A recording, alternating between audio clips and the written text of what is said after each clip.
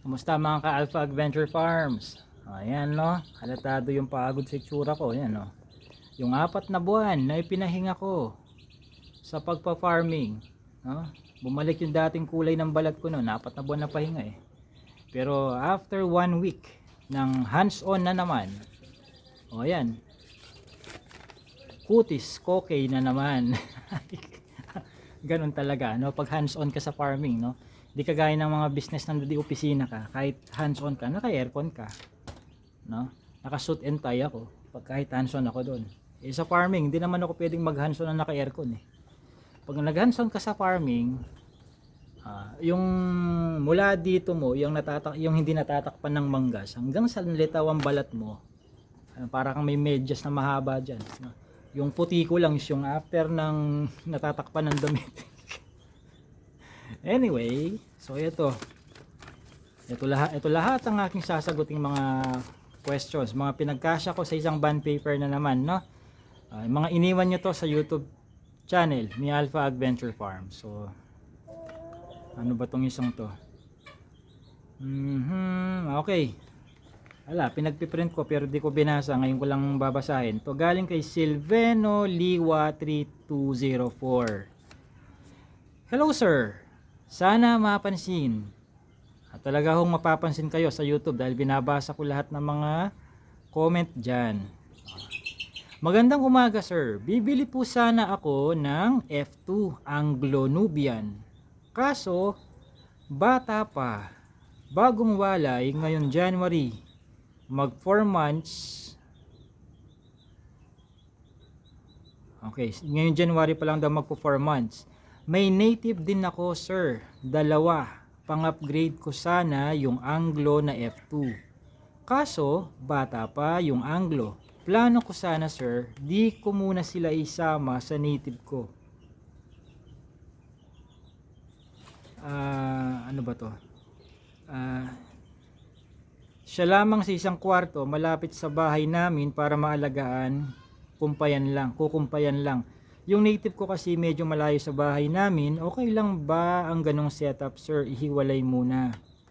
Okay, so i-recap ko lang, no. Mayroong Anglo-Nubian na F2, hindi siya purebred upgraded. Si Silveno Liwa. Tapos ang plano niya, gamitin niya yung F2 Anglo-Nubian back para pang-upgrade dun sa kanyang mga native na babae. Ang tinatanong niya, dahil bata pa yung kanyang Anglo-Nubian back, maka-4 na buwan pa lang ngayon January, no? Tinatanong niya, okay lang daw ba na ihiwalay muna yung back sa mga native? Dapat lang na ihiwalay muna, no? Yung back. Hindi dahil sa ibibreed na niya, bata pa kasi yan, yung although may mga 4-month-old na nangangasta na, ano, ang iniiwasan natin dito ay baka mamaya ay hindi pa sexually mature at mabuntis na niya yung mga native na kambing. Either hindi pa sexually mature yung buck o yung mga yung mga native na babae. Yun ang iniiwasan natin, no? Kaya mas magandang nakabukod muna sila. Pangalawa, baka mamaya nasa tamang edad nga silang, dumating man ang panahon na nasa tamang edad na pareho yung native na mga babae at itong Anglo-Nubian na back na F2, baka naman wala pa sa tamang body conditioning score.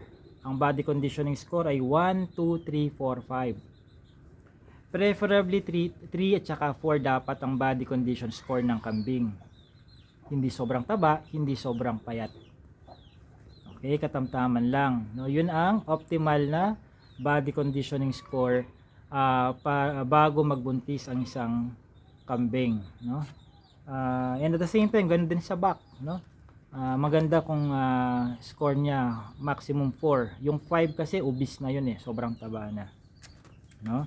So yun ang mga ano natin, ang isa sa mga concerns natin yun kung bakit sinasang-ayunan ko, Mr. Silveno, yung paghihiwalay muna nila. Pangalawang dahilan, kapag kasi nakahalo ang back mo, paano mo malalaman kung mayroon siyang sinampahan, kung alin at kailan?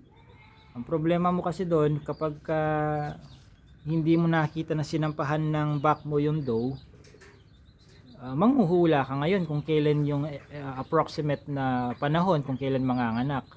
And at the same time, hindi mo kaagad malalaman na buntis na pala yung isa mong babaeng kambing. Maliban na lang kapag lumobo na yung kanyang tiyan. Ang mahirap doon, isang buwan na palang buntis dahil hindi mo pa alam, tsaka hindi pa obvious na buntis yan, baka mamaya mapurga mong di oras kasi hindi pa halatado. Pero buntis na. Yan ang mga disadvantages ng bahala na si Batman na klase ng pag-aalaga ng mga ruminants, kambing, tupa, kalabaw, baka. Hindi mo alam kung may nasampahan. Pangalawa, kung marami kang barako, hindi mo alam sinong barako sumampa. Baka mamaya ang plano mo pala ay lahat ng babae mong kambing gusto mo puro Anglo-Nubian buck mo na ang umasawa sa kanila, meron ka palang bower. Nabulilyaso ang plano mo, nasingitan ng bower yung Anglo mo. Di sira na yung programa mo, hindi mo naman pwedeng pigain yung tiyan ng doe, para hindi matuloy yung pagbubuntis niya dun sa bower. Yan ang mga concerns doon. So okay lang na nakahiwalay, hindi dahil sa mag-aapat na buwan pa lang yung buck, kundi dapat ganun naman talaga, nakahiwalay ang buck sa doe, hanggat maaari. Hindi naman kailangan yung kulungan parang kagaya sa akin, steel matting, long span ng ngero. Hindi naman compulsory ganito ang materyales para lang mapagbukod mo, pwede namang indigenous materials like kawayan, kapag kawayan ang ginamit, mas maganda kung yung pagkakaareglo ng mga kawayan as dingding pader na ganito is pa-vertical, pa-vertical, para yung paa nila hindi ma-shoot, lalo pat kapag minsan kasi sumasampa ang ganyan, sumasampa ang kambing, pababae, mapalalaki, baka mamaya kung pahalang yung mga kawayan, maipit pa siya doon sa kilikili niya, ikabali pa ng paa niya. Kung back yan, mabigat yan syempre, kung pa-vertical, walang masasabit, walang masushoot na paa, pa-vertical okay. So pakita ko sa inyo pa-vertical. Ayan ayan, di ba, pa-vertical. Ayun, Sir Silveno Liwa, yun ang recommendation ko. Now kung tatanungin nyo ako kung ako ba ay gagamit ng back, okay na ba sa akin yung mga upgraded backs lang, kung no choice talaga, at kung meron tayong financial constraints, hindi pa natin kaya yung purebred na Anglo-Nubian, kesa naman sa hindi ka makapag-umpisa, doon na, sige, doon sa upgraded. Pero kung ako tatanungin ninyo, kung sa tingin kong makukumpleto ko ang aking budget sa pagbili ng isang purebred Anglo-Nubian, at kung diferensyang maghihintay lang ako ng ilang buwan hanggang kalahating taon halimbawa, might as well magumpisa na ako sa purebred. Kasi iba pa rin ang bulas ng anak kapag ka purebred ang kanyang tatay, kahit pa sabihin nating native lang ang nanay or upgraded lang ang nanay. Nakita ko na ho yan, yung native ang tatay, upgraded lang ang tatay, at purebred or full blood ang tatay. Nakita ko na yung difference yan. In fact, may video na akong pinost dyan yung magti 3 months, kasing laki lang siya yung magti 3 months na upgraded ang kanyang tatay ay nahabol ang kanyang laki nung isang 2 weeks lang na purebred Anglo-Nubian ng tatay.